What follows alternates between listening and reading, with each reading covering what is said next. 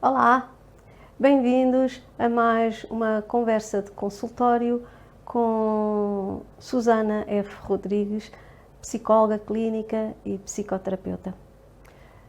Vamos falar na edição de hoje de ansiedade e ataques de pânico. De algum modo já aflorámos este tema quando falámos no trauma e quando falámos no burnout.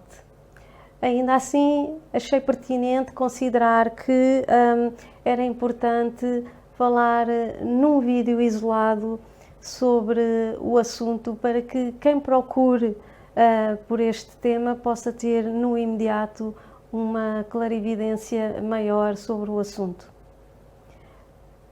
Ansiedade é uma palavra do dia nos tempos modernos.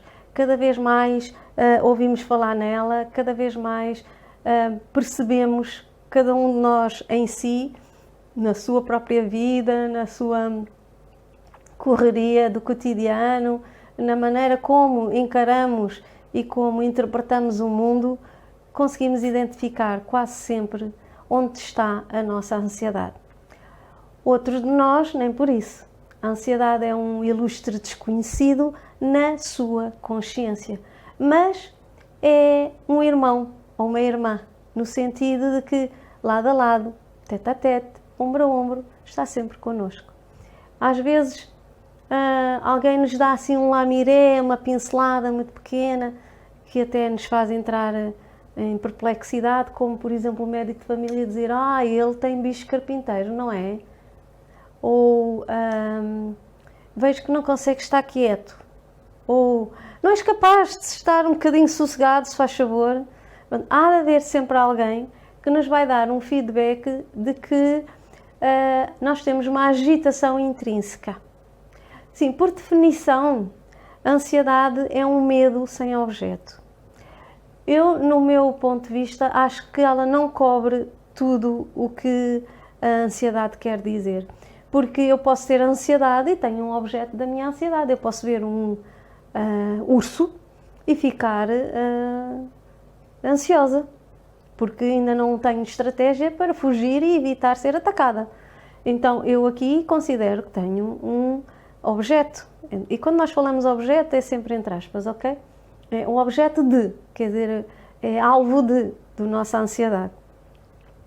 Eu também posso ter uma ansiedade bem definida quando digo vou fazer o exame de código para a condução de automóvel, para tirar a carta da condução de automóvel, e é um objeto real, não é? Que eu vou fazer o exame e o código, regra geral, provoca muita apreensão na maior parte das pessoas que vai tirar a carta, até porque é fácil de chumbar no dito.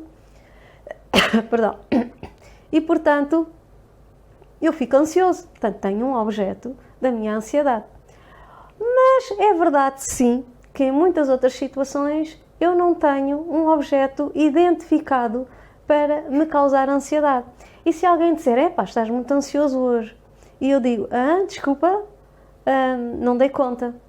Não dei conta e sou capaz de ainda acrescentar uma adenda ao meu discurso. Mas eu não estou com problema nenhum assim neste momento, ou não estou a ver porque é que tenho que estar ansioso.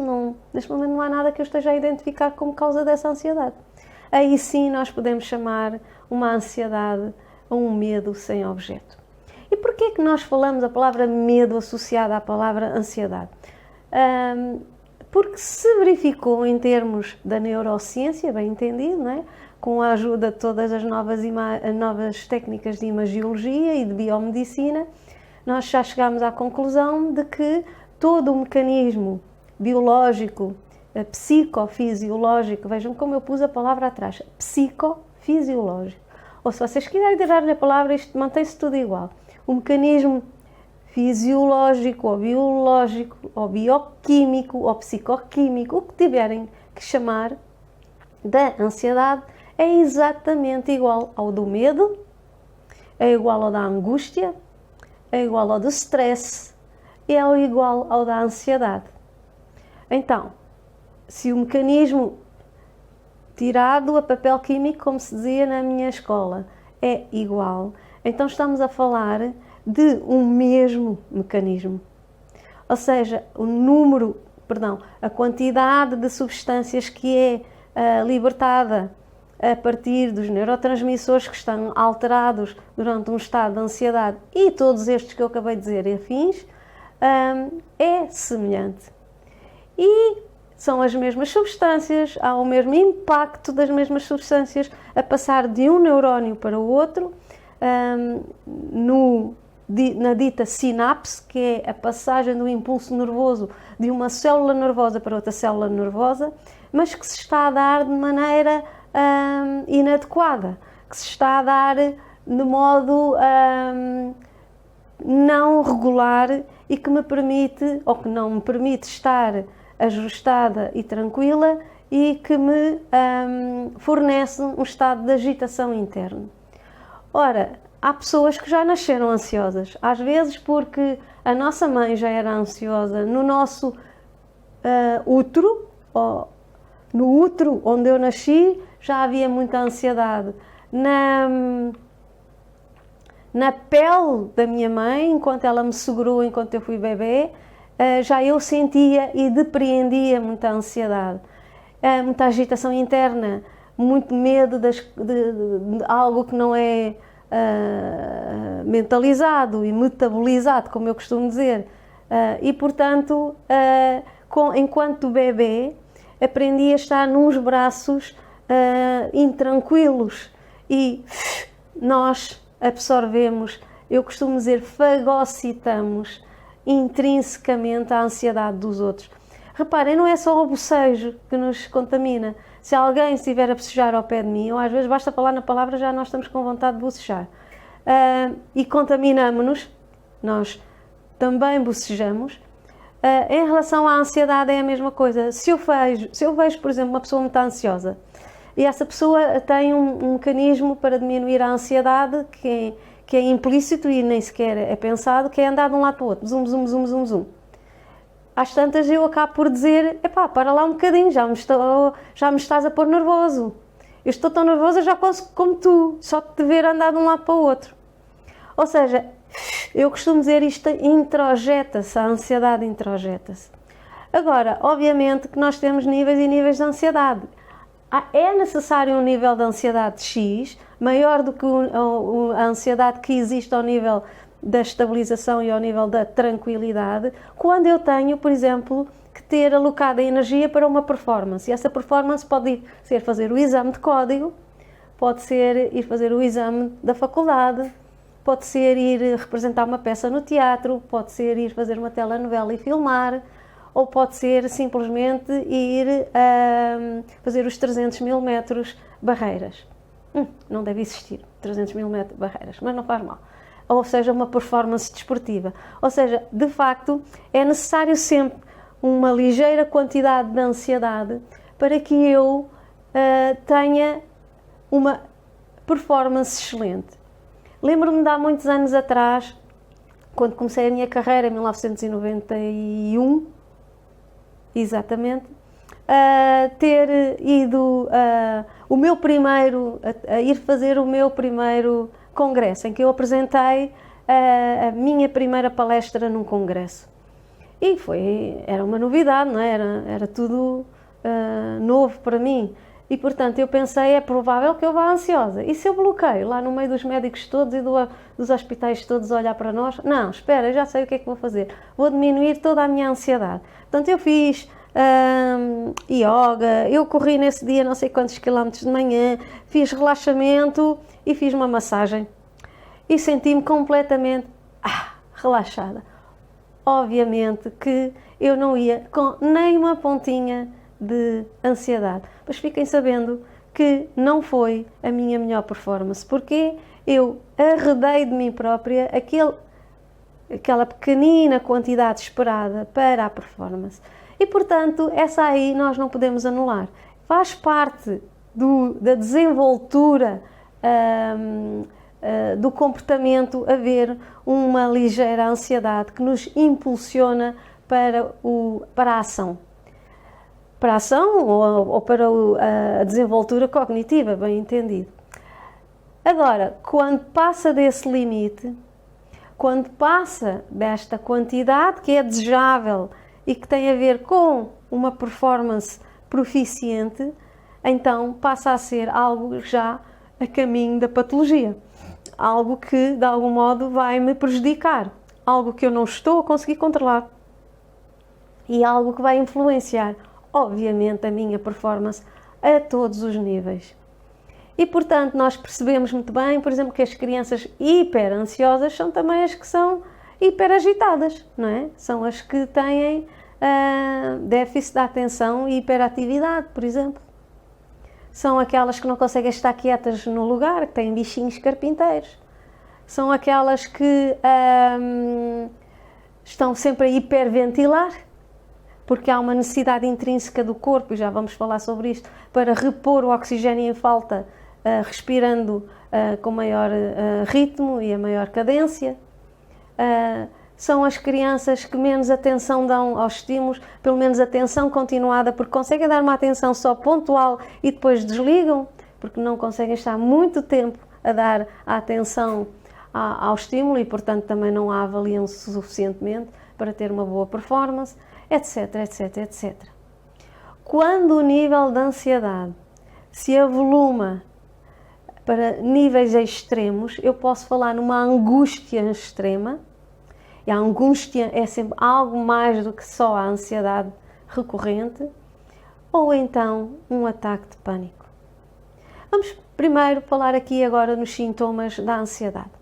Como é que eu dou conta de que estou ansioso ou de que os outros estão ansiosos e que alguma coisa não se está bem comigo? Quando eu, mediante determinadas tarefas, pode até ser as do cotidiano, mas habitualmente são aquelas que são um pouquinho à margem do cotidiano, são as que têm a ver com mudanças ou sair da minha zona de conforto. Quando faço essas mudanças ou a essas tarefas, eu começo a ficar aquilo que eu chamo nervoso. Aumenta o meu débito urinário, passo mais tempo no quarto de banho e com curto espaço de tempo entre entre uma vez que vou ao quarto de banho e a outra. Também em relação à defecação, pode acontecer eu ter obstrução, não é? E não consigo, estou absolutamente de rastos com isto, ou pelo contrário, ter uma diarreia daquelas de caixão à cova, como diz uma amiga da infância, que irrompe sem eu dar conta e eu alago-me. Pode ser eu ter arrepios e que eu identifico como arrepios de calafrio, ou suores quentes, ou até eventualmente suores frios, que também não consigo controlar. Sudação também nas mãos. Pode acontecer aquela agitação que eu já falei, eu não conseguir estar quieto. E, portanto, o mecanismo de reparação do próprio corpo é repor a homeostase, então aumenta o movimento também para haver mais débito respiratório, e já vamos falar sobre a respiração. Pode haver um ligeiro aumento do batimento cardíaco, uma dor, por exemplo, na zona torácica, uma dor pericordial, aqui junto ao diafragma. Estou a ter cuidado para não mexer no microfone, como devem entender, mas pronto, é aqui por esta zona, ou às vezes identifico por esta zona, que às vezes as pessoas até pensam que é qualquer coisa tipo coração. E estamos aqui a falar uma ansiedade ligeira, portanto ainda estamos a falar em sintomas ligeiros. Depois, uma falta de concentração. A ansiedade faz com que eu não consiga varrer o ambiente no sentido de alocar os meus sentidos perceptivos a todas as variáveis e os estímulos que eu necessito, e portanto faço aquilo que habitualmente na escola nós chamamos eu li na diagonal, eu vi na diagonal. Epá, não dei a devida atenção, vi na diagonal, ok? E a ansiedade não nos deixa estar demasiado tempo alocado ao estímulo e, portanto, fazemos uma avaliação em diagonal, ou seja, rápida, sem nos determos nos detalhes. Deter nos detalhes, lindo, faz mal.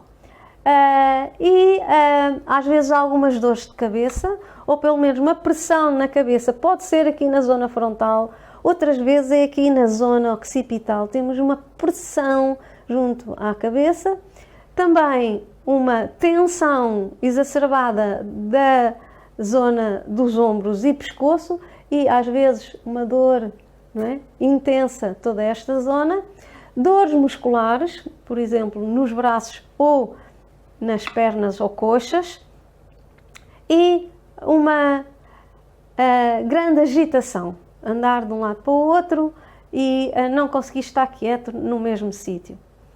E, em primeira e última instância, o grande sintoma da ansiedade é a coartação da respiração. Ou seja, eu avalio o mecanismo da ansiedade, não é? De origem psicológica, portanto é psicogénico, tem a ver com isto. Eu avalio o estímulo, ou os estímulos, ou seja, o que for, mesmo que seja inconscientemente, como apreensivo ou como ameaça, e tudo isto é inconsciente e não quer dizer que tenha a ver com o que vocês conhecem do significado ameaça no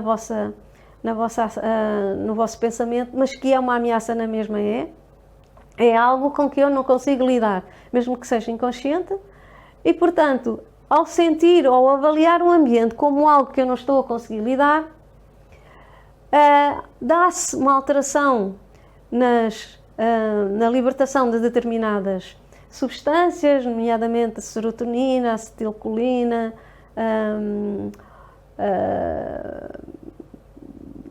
endorfina,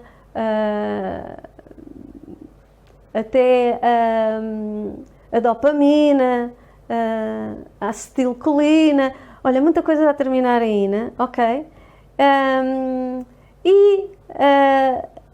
Que vão ser libertadas em quantidades anormais e sem entrar em grandes detalhes, está bem, no mecanismo neurofisiológico, e que faz com que o impulso nervoso seja feito de outra maneira e que haja logo, imediatamente, uma dificuldade em processar o oxigênio. E, como quase sempre que nós estamos apreensivos com qualquer coisa na nossa vida, a primeira reação que temos é cortar a respiração.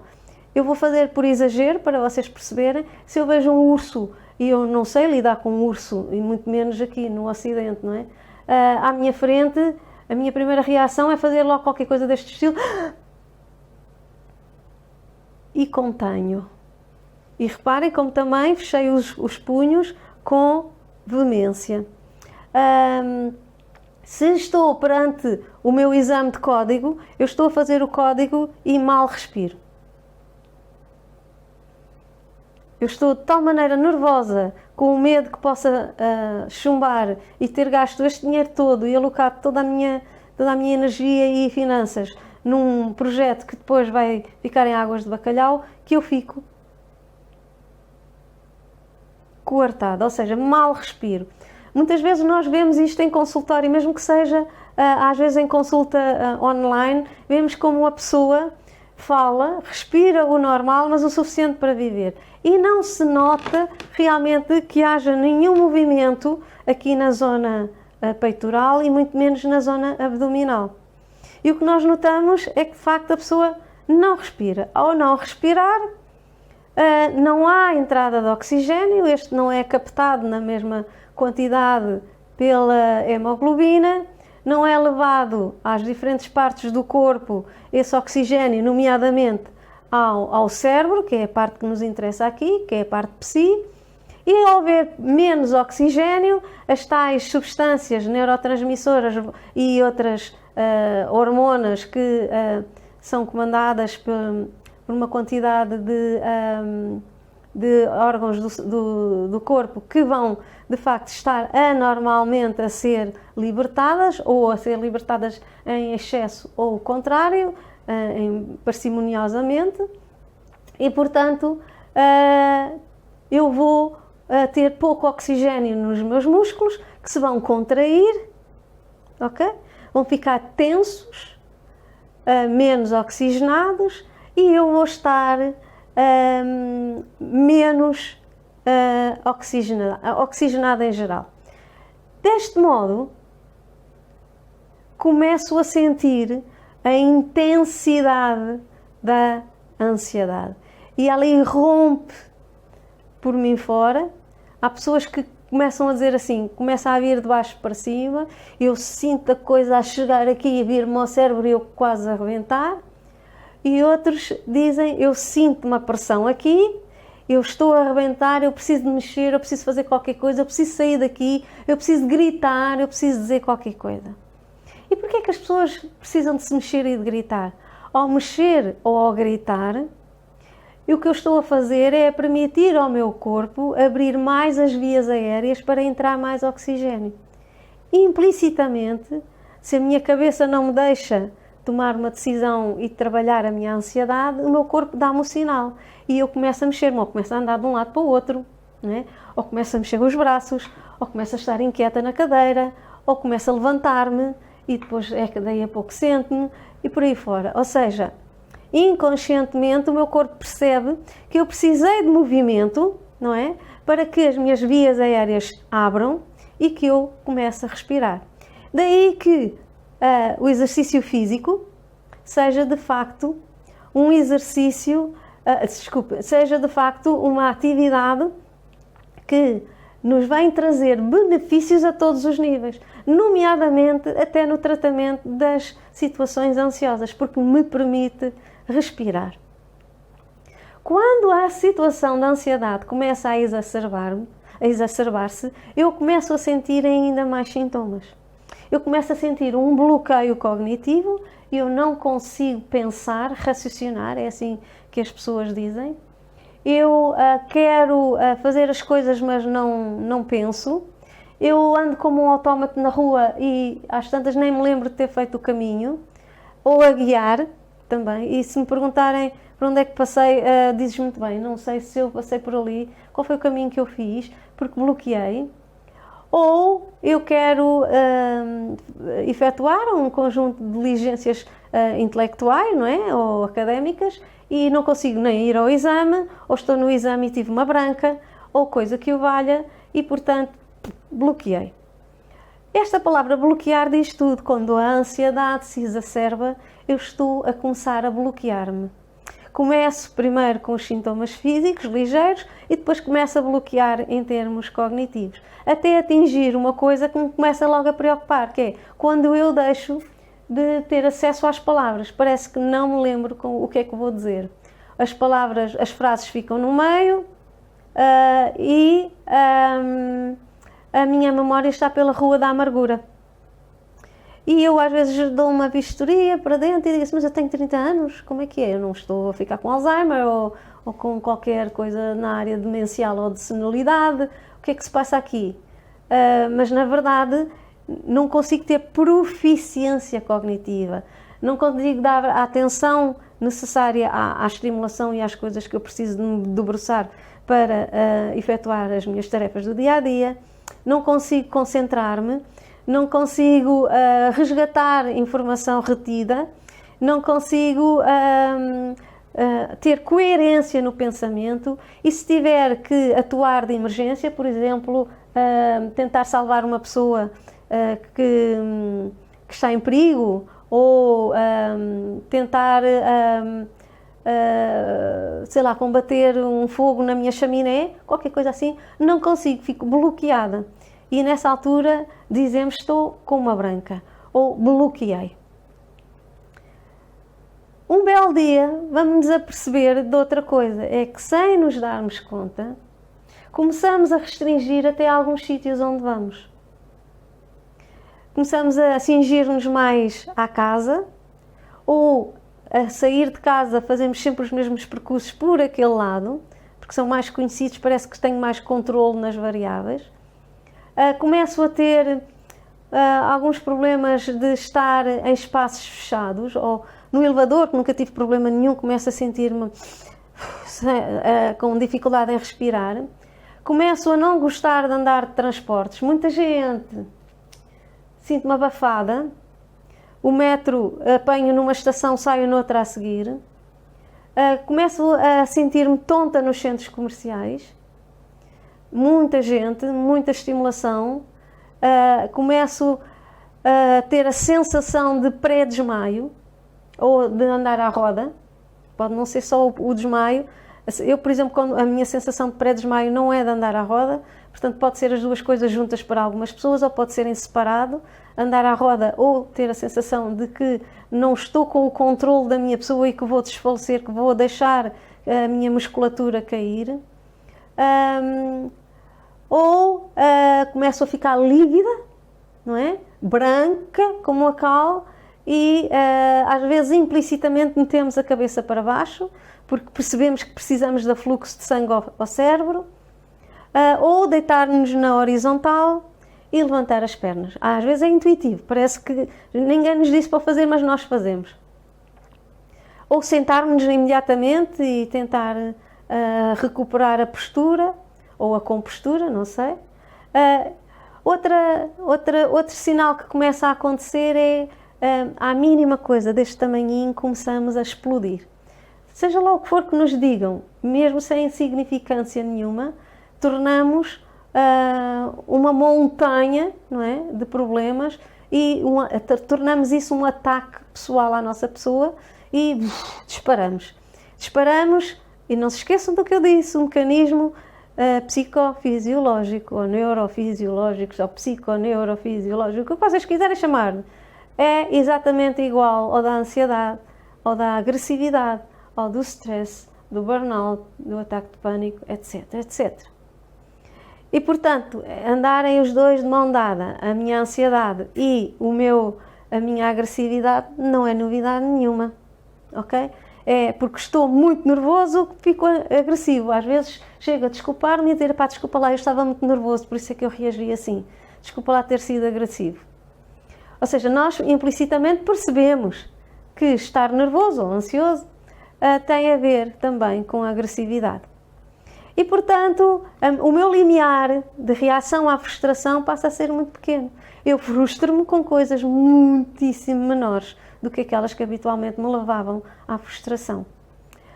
Por outro lado, aquela dor que eu sentia aqui, uma pressão no peito, passa a ter uma expressão ainda mais vincada. Já não é só pressão, e passa a ser mesmo uma dor muito aguda na zona torácica ou aqui na zona periférica ao diafragma.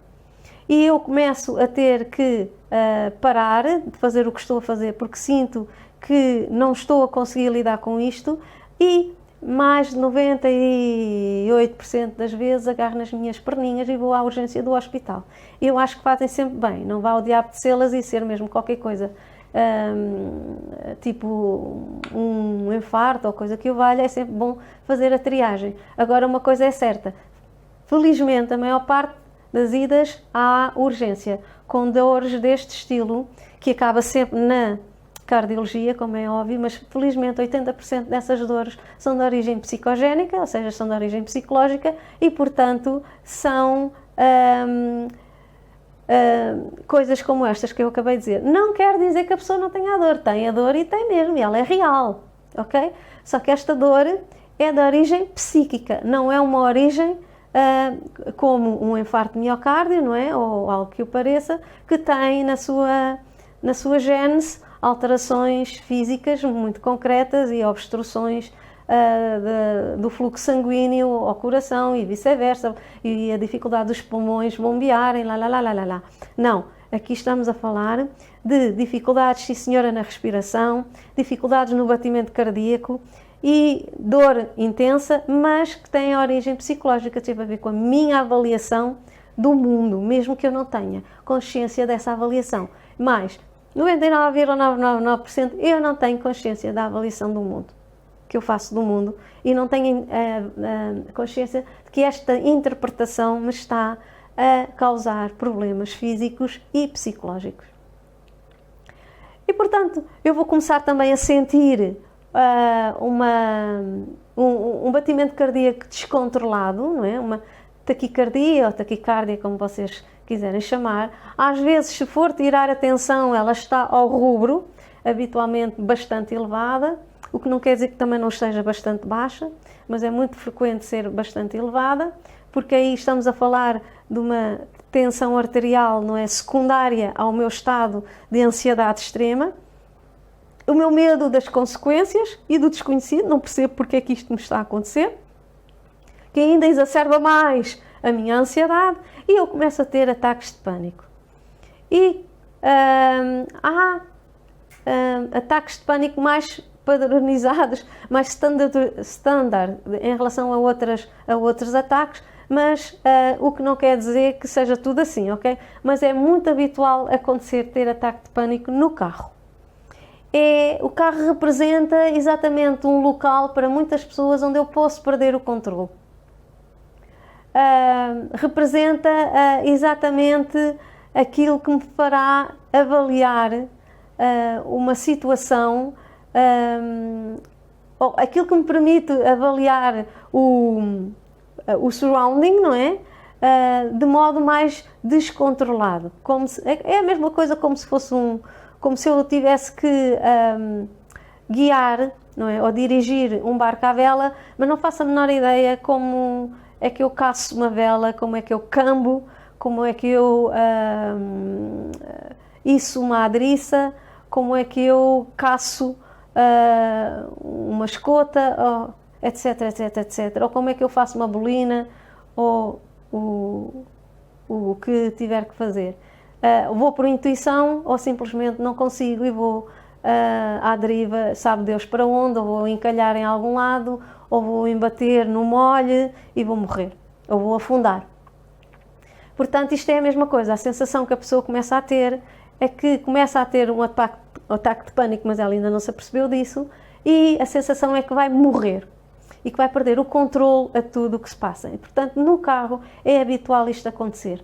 Também é habitual acontecer eu ter a dor quando me aproximo ou quando estou na perspectiva de ir para um local onde eu sinto que não estou a gerir as variáveis. Estilo, no meu local de trabalho, não há qualquer coisa que se está a passar por ali, mesmo que eu não tenha consciência, mas habitualmente até temos.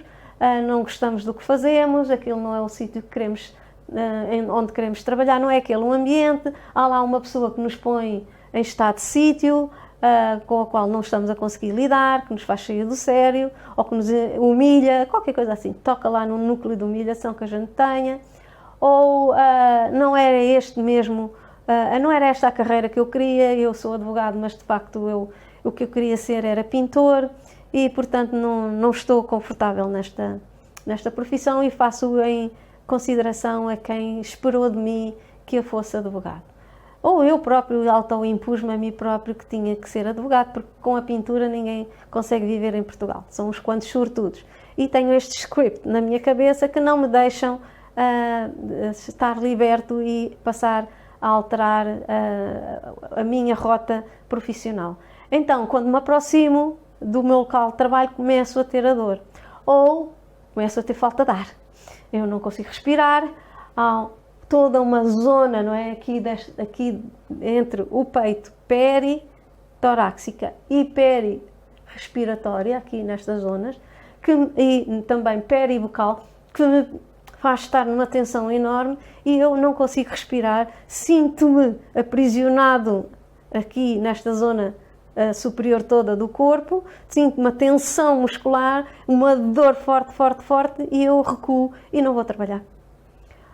E portanto é muito habitual acontecer isto ao sair de casa, ao me confrontar, por exemplo, com os transportes, ao me confrontar com uma fila de carros chamada bicha, por exemplo, na ponte, ao atravessar a ponte, ao aproximar-me de um precipício, uma quantidade de coisas que me vai começar a colocar na rota do pânico.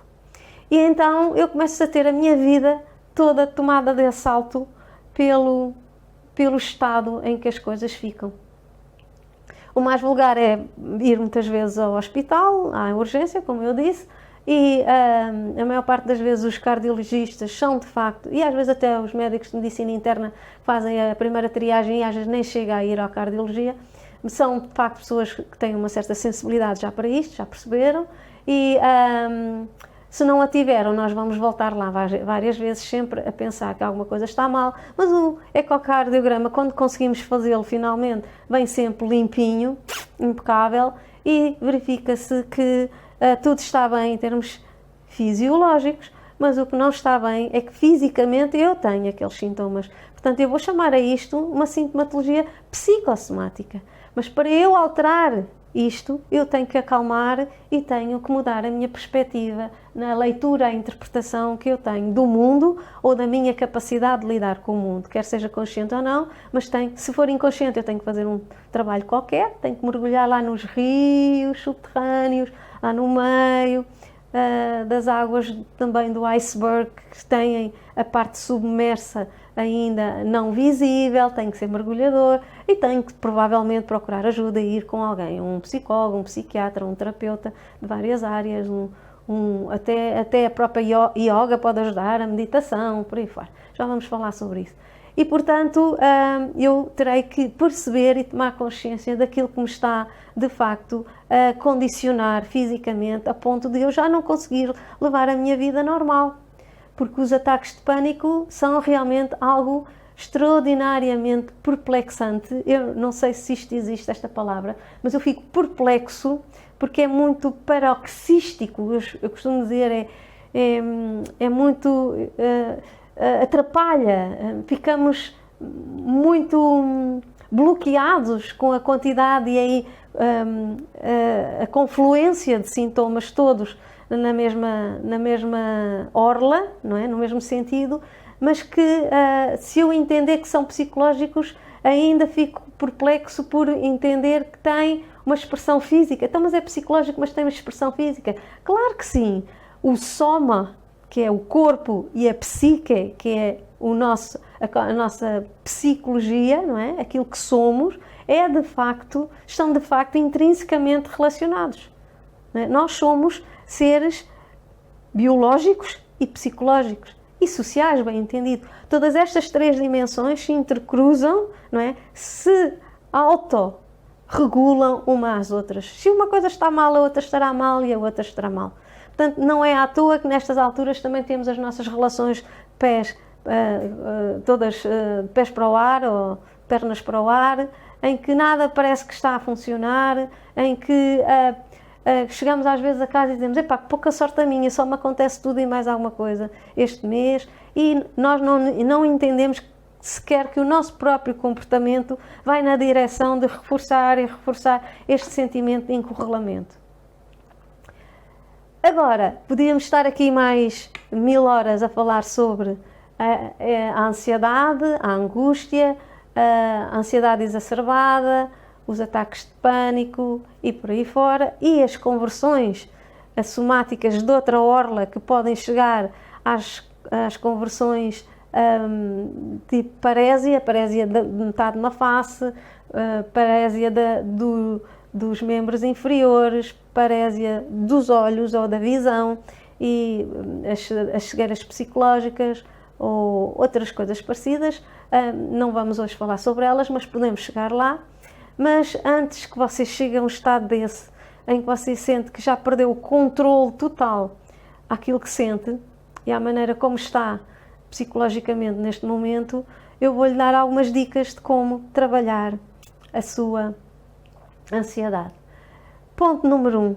Todo o tratamento da ansiedade e de ataques de pânico e suas consequências tem também um traço comum, um tronco comum, que é, se ela é de origem psicogénica, a origem psicológica, não é? Na gênese estão os problemas psicológicos, portanto terá sempre que haver alterações psicológicas para que haja as alterações físicas. Não vai servir você tomar todos os inderais possíveis e imaginários e todas as benzodiazepinas que quiser, ou todos os Capoten, ou Adalat, ou seja o que for, todos os medicamentos para o coração, para a tensão arterial, para a ansiedade e para a depressão e tudo o que quiser chamar, ou até medicamentos psicotrópicos, se você não decidir, vai ter que ter outro rumo na sua vida e que algumas coisas, algumas dimensões da sua vida vão ter que mudar para mudar esse estado de coisas. Ou seja, entenda o seguinte: o sintoma veio de dentro, da sua psique, daquilo que você interpreta do mundo. A cura terá que vir também de dentro. Não é um locus de controle externo. Você não vai só a partir do exterior conseguir combater isto. Vai ter mecanismos internos com coadjuvação de atividades externas, e aí vai conseguir dominar e controlar os sintomas. Como? Pode fazer uma psicoterapia, sabem que eu puxo sempre esta brasa, não é? À nossa sardinha da nossa área, e não será por acaso, porque estou a falar de temas psi, portanto, são de facto as grandes linhas da frente de tratamento para as questões da ansiedade, da angústia exacerbada, dos ataques de pânico e por aí fora, são realmente os tratamentos psíquicos, quer psicológicos, quer psicoterapêuticos, quer psiquiátricos, e coadjuvados, evidentemente, com outras coisas. Primeiro, se calhar eu também tenho que fazer uma imersão, uma viagem dentro da minha própria vida e da maneira como estou a encarar as problemáticas da minha vida e fazer, talvez, um dossiê de mudança, alterar a minha maneira de estar na vida, alterar a maneira como avalio as circunstâncias, como me avalio o meu comportamento face às circunstâncias e como atuo no mundo. E se calhar tenho mesmo que fazer mudando drasticamente os azimuths em relação ao passado. E eu também posso fazer uma avaliação em relação à minha postura em relação a determinadas situações que identifico como estressantes e alterá-las de imediato, não é? Por exemplo, eu não gosto mesmo de ser advogado, ponto, eu vou deixar de ser advogado, e às vezes isto serve, foi uma decisão que eu tomei e acaba-me com os sintomas. Outras vezes eu terei que também procurar zonas de bem-estar e de prazer que me tragam também uma capacidade de desbloquear o meu cérebro, de oxigenar, ou seja, respirar, respirar, respirar, para que eu veja o mundo de outro modo e possa tomar esses caminhos que às vezes não tenho a coragem, nem encontrei ainda o timing certo para fazer. E eu falo, por exemplo, em yoga. A yoga, e existem vários tipos de yoga, eu não vou enumerar aquele que eu acho que é o mais correto, porque se calhar não há o mais correto. Há várias vertentes da yoga e cada um escolherá aquela que poderá eventualmente ser mais compatível com a sua maneira de ser, ou que lhe poderá trazer mais benefícios. Às vezes pode ser mais isto, mas tem uma coisa, vai obrigá-lo a parar e vai obrigá-lo a respirar. Pode fazer exercícios de relaxamento, e existem bastantes, e se recorrer à net, hoje em dia temos este manancial de divulgação de imensas coisas que antigamente só se faziam ou connosco em consultório, presencialmente, a induzir o relaxamento às pessoas, ou com gravações em cassete ou em DVDs, eu lembro-me de ainda fazer assim, ou que eu gravava a minha voz nas cassetes para os meus pacientes, ou nas formações que eu dava. E hoje em dia tem a possibilidade de ir à net e encontrar todo tipo de vídeos ou de MIDIs, de ficheiros áudio com indução de técnicas de relaxamento. Pode fazer meditação. E neste caso eu sugiro sempre uma meditação guiada, ou por profissional treinado, ou recorrendo também a algumas coisas da internet. Eu sempre recomendo que procurem sites ou canais de YouTube que sejam científicos e que tragam de facto comprovadamente a certeza de que aquilo está a ser bem feito e que não é apenas uma pessoa curiosa que meteu ali, não é? Que não é apenas uma Wikipedia do YouTube ou do relaxamento, que toda a gente acha que é expert e que sabe tudo e mete lá. Saibam escolher bem, vão aos sites dos profissionais ou das clínicas e dos centros de bem-estar e de meditação, etc, etc. Façam retiros em que as pessoas estão durante 5, 6, 7 dias alocadas a um trabalho só específico de trabalho de metabolização destas coisas específicas, destas coisas psis, com orientação, facilitação e guidance de pessoas da área psi, por exemplo. Façam exercício físico, respirar, respirar, respirar.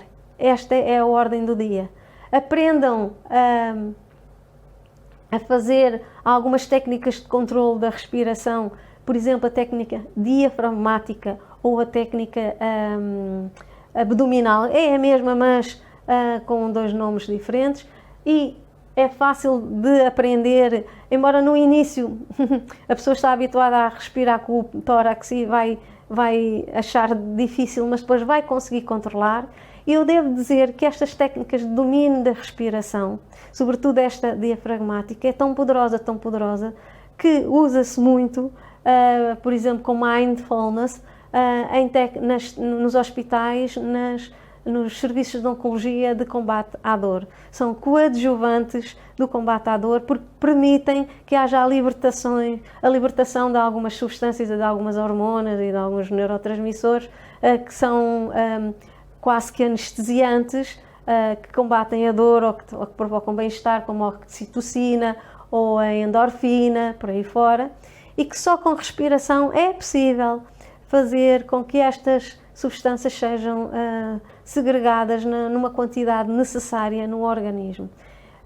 Parece inverosímil, não é? Vocês dizem, mãe, a Susana está a inventar coisas. Esta gente das áreas psi está tão convencida que tudo o que é psi vai tratar o mundo, que nos vêm falar em coisas que incrivelmente não funcionam coisíssima nenhuma. Eu não me vou debruçar aqui numa especulação e numa discussão sobre se isto é válido ou não é válido, e se são ou não técnicas válidas para si, que podem não ser para si, mas que são para os meus pacientes, para os pacientes, todas as pessoas que procuram esta ajuda e que são válidas para mim na minha vida do dia a dia, digo-vos que são. Ou seja, é difícil muitas vezes de nós metermos no nosso dia a dia, pararmos e metermos estas técnicas como fazendo parte do nosso cotidiano, como lavar os dentes, mas uma vez que as tenhamos feito, vamos ver intrinsecamente os benefícios que elas nos trazem. Outra coisa que precisamos de fazer é também olhar para o impacto que estas coisas que são nossas têm que nos amam, nas pessoas que nos rodeiam, e como é que isso também tem impacto na maneira como as amamos. E se você vê que não está bem, então o meu desafio é que procure mesmo ajuda e que se coloque bem e que faça algo por si, algo por quem ama e algo por quem lhe ama a si. Não, as coisas psi não têm o mesmo tipo de tratamento que as coisas físio, as coisas somáticas, porque se estiver com uma dor de cabeça, eu posso tomar um paracetamol e a minha dor de cabeça vai à vida. Se eu tiver partido uma perna, eu posso, ou ser submetida a uma cirurgia ortopédica, eu posso pôr uma tala, ou posso pôr um gesso, posso fazer um tratamento específico e tirar uma radiografia e vejo que há uma fratura, e vejo que há uma melhoria da fratura mediante um conjunto de medicamentos anti-inflamatórios e de fisioterapia, tudo o que eu acabei de dizer, e portanto há ali um tratamento consubstanciado em actos concretos, mas as coisas psi, infelizmente, parece que não se vêem. Mas quando você tiver um ataque de pânico, ou quando estiver com uma ansiedade daquelas agudas, em que não tem controle sobre si, você também já está a ver. Só que é assim, com a perna partida, você no imediato diz ai, e vai ao médico. Com as coisas psi, você pensa, amanhã já estou melhor. Ou isto vai passar. Ou eu vou conseguir. Isto não passou de um susto. Não, eu não estou maluco. Eu não preciso de tratamento. Não, eu dou conta do recado. Deixa que eu já te digo como é. Eu cá vou conseguir fazer as coisas. É como se nós tivéssemos vergonha de fragilizar em termos psi, mas, por exemplo, não tenho vergonha de ter partido a minha tíbia a jogar futebol. Aliás, foi numa boa causa, foi a jogar futebol. Mas que vamos inventar nome, eu, Jordan, tenho 37 anos, sou um homem bem-sucedido na vida, tudo parece estar bem e a minha vida é shining, de repente começo a ter ataques de pânico e não saio de casa porque nem sequer sou capaz de guiar. Tenho que contratar um motorista ou eventualmente passar a ir com a minha esposa, ela é que me vai levar ao trabalho. Admitir que isto tem uma componente psicológica, não, porque eu até sou capaz de controlar e gerir a minha vida toda. Portanto, patentear fragilidades a nível psicológico não é fácil para ninguém, porque se decretou em termos societais que a fragilidade psicológica é uma espécie de loucura e é para gente maluca, filhos de um Deus menor, e quem consegue controlar a sua vida não entra em depressão, não entra em ansiedade, não tem ataques de pânico, não é obsessivo ou compulsivo, não tem TOC, não é? Transtorno obsessivo cá agora. Portanto, nós temos capacidade de controlar a nossa vida e, portanto, vamos andando e deixando arrastar. O deixar arrastar nesta área pode ser irreversível. Um dia pode colocar-se a si próprio num sítio onde já não tem controlo por nada do que sente, nem nada do que faz. E aí, hello, psiquiatra. Como imagino que você não quer chegar a este ponto, ou imagino que pelo menos não quer chegar ao ponto de necessitar de tratamento psiquiátrico daquele de emergência e em que você já está completamente knockdown, porque ter tratamento psiquiátrico é uma coisa válida.